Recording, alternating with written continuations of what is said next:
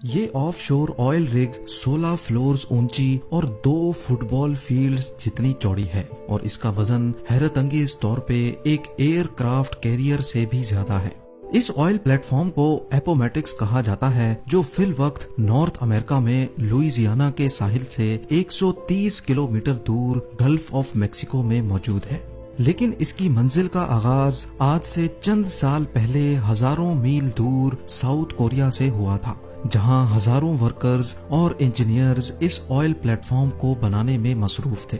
پورے 7 سالوں کی محنت کے بعد جب اپومیٹکس کو تیار کر لیا گیا تھا تو انجینئرز کو ایک ایسا چیلنج فیس کرنا پڑا جو وہ اپنے کیریئر میں پہلی بار کر رہے تھے۔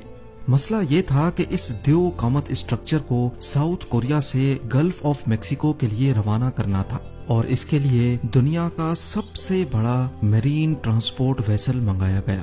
اپومیٹکس آئل پلیٹ فارم کو اٹھا کر اس ویسل پہ رکھنا ایک ایسا ٹاسک تھا جس میں کم از کم 7 دن لگنے تھے۔ لیکن اچانک ان کو خبر ملی کہ پیسیفک اوشن میں ایک طوفان پیدا ہوا ہے، اور اس طوفان نے سپر ٹائفون کی شکل اختیار کر لی ہے۔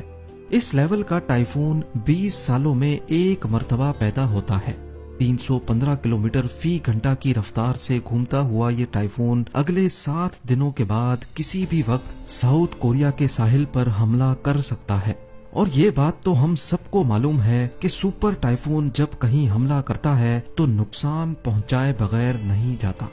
ورکرز، انجینئرز اور ٹرانسپورٹ ایکسپرٹس کے لیے اب چیلنج یہ تھا کہ ان کو 7 دنوں کا کام صرف 3 دنوں میں کرنا تھا۔ یعنی اگر 3 دنوں کے اندر اندر اپومیٹکس آئل پلیٹ فارم کو شپ یارڈ سے اٹھا کر اس مرین ویسل پہ لوڈ کر کے روانہ نہ کیا گیا تو سالوں کی محنت ایک ہی پل میں ضائع بھی ہو سکتی ہے۔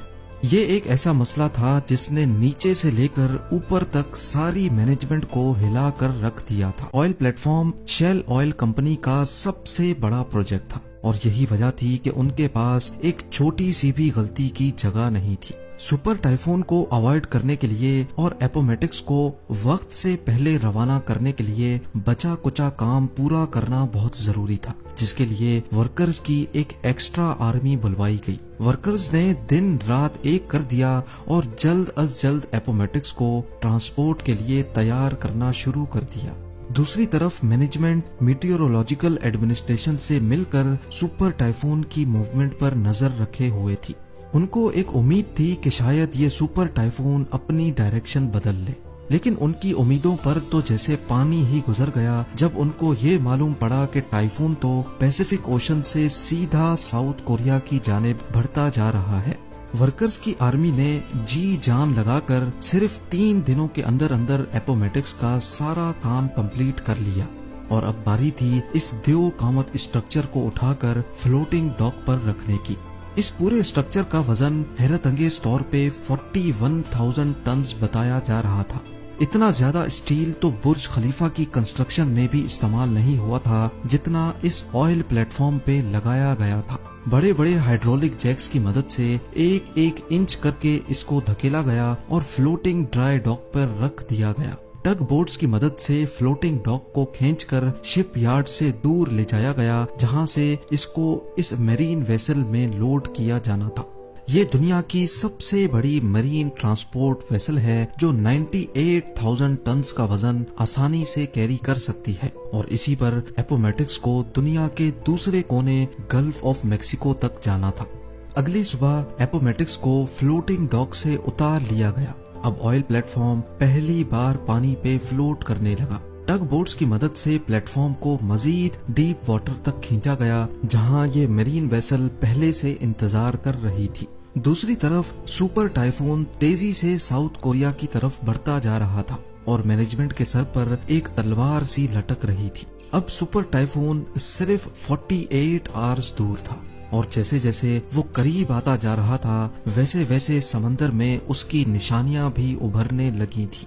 سمندر میں ہواؤں اور لہروں کا سلسلہ بڑھ رہا تھا جو اپومیٹکس کے لیے ایک خطرے کی نشانی تھی۔ اگلا لمحہ بہت زیادہ نازک تھا۔ آئل پلیٹ فارم کو ویسل پہ لوڈ کرنا بہت ہی کمپلیکیٹڈ کام ہوتا ہے۔ اس کے لیے پہلے ویسل اپنے اندر موجود واٹر ٹینکس میں پانی انٹیک کرتی ہے، جس کی وجہ سے وہ پانی کے اندر چلی جاتی ہے۔ پھر tug boats oil platform کو کھینچ کر ویسل کے اوپر لے کر جاتی ہیں اور پھر آخر میں ویسل پانی کو واپس باہر نکالتی ہے، جس کی وجہ سے ویسل اوپر کی جانب اٹھ جاتی ہے۔ لیکن یہ کام اتنا آسان بھی نہیں ہوتا ہے جتنا آپ نے اس اینیمیشن میں دیکھا۔ اس کام کے لیے سمندر کا پرسکون ہونا بہت ضروری ہوتا ہے، کیونکہ اگر لہروں میں یہ کام کیا گیا تو ایپومیٹکس صحیح الائنمنٹ میں ویسل کے اوپر نہیں لوڈ ہو پائے گا، اور یہ چیز ویسل اور ایپومیٹکس دونوں کے لیے خطرناک ہو سکتی ہے۔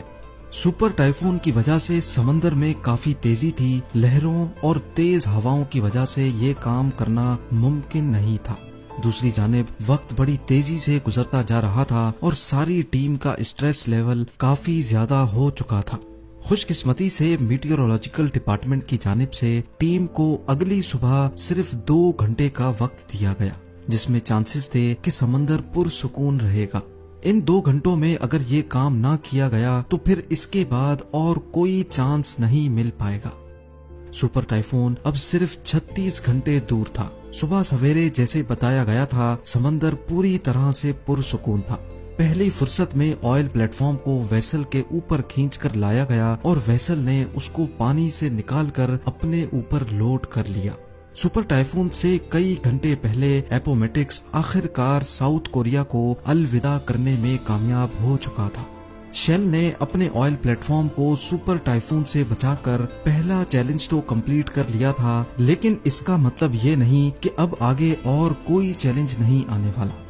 کئی مہینوں کے سفر کے بعد ساؤتھ ٹیکسس میں آئل پلیٹ فارم کو دوبارہ ان لوڈ کیا گیا، کیونکہ 4 ماڈیولز ایسے تھے جن کو یہاں پر مینوفیکچر کیا جا رہا تھا۔ ماڈیولز کو ایک ایک کر کے پلیٹ فارم پہ فٹ کیا گیا اور ایک بار پھر سے اس کو 130 کلومیٹر دور اپنی منزل کے لیے روانہ کیا گیا، جہاں اس کو اگلے 40 سالوں تک رہنا تھا۔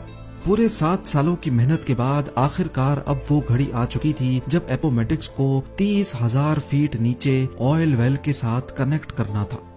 جس جگہ ایپومیٹکس پانی میں فلوٹ کر رہا ہے، یہاں سمندر کا باٹم 7,400 فیٹ ڈیپ ہے۔ یہ اتنی زیادہ گہرائی ہے کہ اس میں لگ بھگ 3 برج خلیفہ فٹ آ سکتے ہیں، لیکن جس آئل ویل سے ایپومیٹکس کو کنیکٹ کرنا تھا وہ حیران کن طور پہ اس گہرائی سے بھی مزید 22,600 فیٹ نیچے تھی۔ سمندر کی اتنی گہرائی میں پانی کا پریشر بہت زیادہ ہوتا ہے، جہاں پر کسی انسان کا جانا اور پھر وہاں کوئی مشن انجام دینا امپاسبل ہوتا ہے۔ لہٰذا سمندر کے باٹم پہ آئل ویل کی اوپننگ کے ساتھ ایپومیٹکس کو کنیکٹ کرنے کے لیے remotely operated under water vehicle کو استعمال کرنے کا فیصلہ کیا گیا۔ انسٹالیشن کریو جو کہ ایک الگ پلیٹ فارم سے انڈر واٹر پائپ لائنز کو انسٹال کر رہا تھا، انہوں نے ROV کو کرین کی مدد سے سمندر کے اندر بھیجا۔ یہ ایک بہت ہی کمپلیکیٹڈ کام ہوتا ہے جس میں پائپ لائن کو ٹھیک آئل ویل کی اوپننگ کے اوپر جا کر لینڈ کرانا ہوتا ہے۔ 7,400 فیٹ نیچے یہ کام اتنی ایکوریسی سے انجام دینے کا کنٹرول اوپر بیٹھے ROV آپریٹر کے ہاتھ میں ہوتا ہے، جو کسی ویڈیو گیم کی طرح یہ مشن پرفارم کر رہا ہوتا ہے۔ خوش قسمتی سے یہ کام پہلی باری میں ہی کر لیا گیا۔ اب باری تھی پائپ کو انسٹالیشن پلیٹ فارم سے ایپومیٹکس تک ٹرانسفر کرنے کی۔ اس پروسیس کو رائزر ٹرانسفر کہا جاتا ہے، جس میں 4 الگ الگ ویسلز ایک ساتھ کام کرتی ہیں۔